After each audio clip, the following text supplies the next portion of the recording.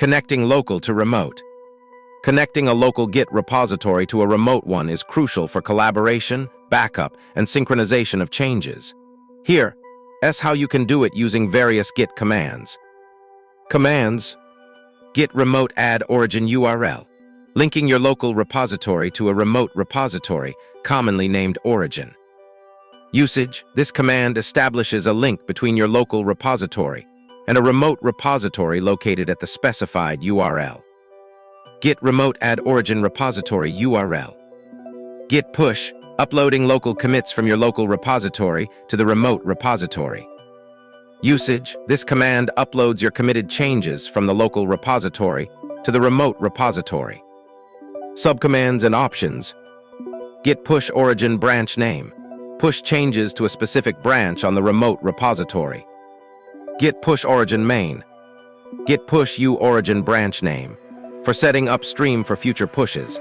This command sets the default upstream branch, allowing you to use git push and git pull without specifying the remote and branch names in the future. Git push u origin main. Git pull, downloading changes from the remote repository and merging them into your current local branch.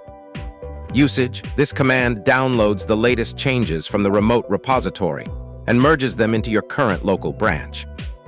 Git pull origin branch name. Pull changes from a specific branch on the remote repository. Example: Git pull origin main. Git clone URL. Copying an existing remote repository, including its entire history to your local machine. Usage: this command creates a complete copy of an existing remote repository, including all branches and history on your local machine. Example: Git clone repository URL. Git remote v. Viewing configured remote repositories.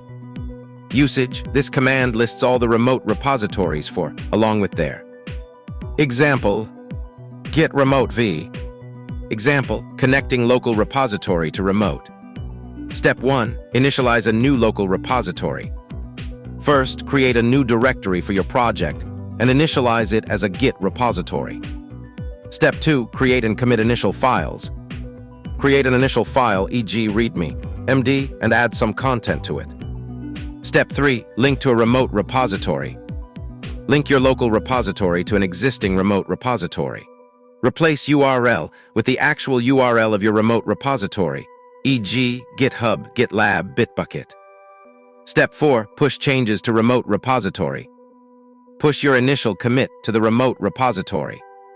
Step 5. Clone an existing remote repository.